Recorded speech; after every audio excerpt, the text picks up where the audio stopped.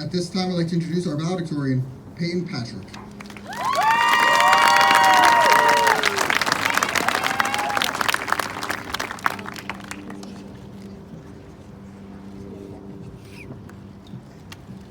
Good evening, everyone.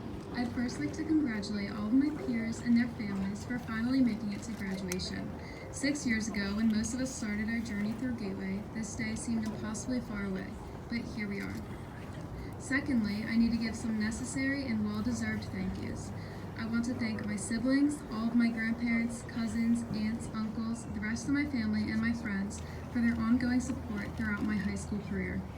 I want to thank my boyfriend and his family, not only for their support, but for welcoming me into their home and teaching me how to have a little fun and to not be afraid to eat seafood. I want to thank all the faculty members here at Gateway, especially the guidance department and my guidance counselor, Mrs. Pagano, for always going above and beyond to help me achieve my best and for keeping me calm on days when I was not. And finally, I want to thank my parents. They raised me to always do my best and ensured that I had the support system behind me to do so. Without any of these people, I would not be standing here today. They deserve just as much credit for this moment as I do, and I hope they understand how grateful I am and always will be. Now, a little bit about myself. I grew up in a family of 7. Because I have 4 other siblings, including 3 sisters, pretty much everything was a competition. From fighting to be the best player in our driveway wiffle ball games, to my dad insisting we race to see who could go to bed the fastest, and flinging my body down the hall to claim the victory, I always wanted to win. If I didn't win, I would tend to sulk and claim that my sister or whoever was cheating and it wasn't fair. You know, the usual childish sore loser routine. As I grew older, I never lost this competitive spirit, but it changed in an important and meaningful way. I became less bothered by losing to others and instead realized that my biggest competition was myself. From that moment on, day in and day out, I was constantly trying to outdo what I had done the day before, especially when it came to my grades. I would get a 95 on a test and I would ask myself, how do I do better next time? What do I need to improve on? Sometimes it got a little crazy and I found myself totally stressed out about grades that in reality were fine. But nonetheless, I learned that there is always room to do better and to be better. High school was no easy road for me.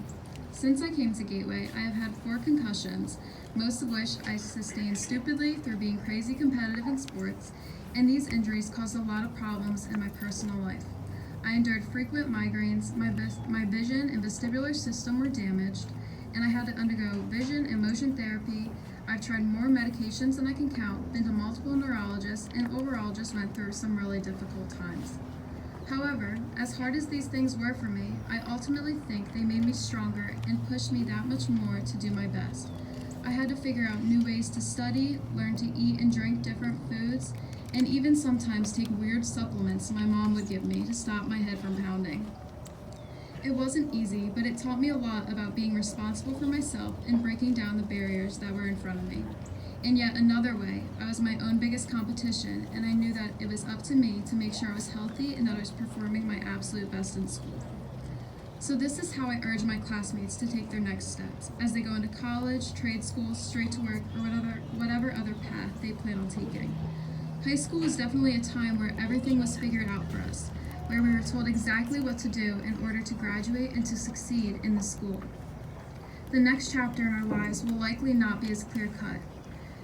Every one of us will face moments when we will be challenged to overcome difficulties that seem insurmountable. As a generation, we will be called on to solve things like climate change, terrorism, world hunger, inequality, and more. While most of us would acknowledge this responsibility, each of us individually must decide to do better than we have been doing, to demand more of ourselves and each other.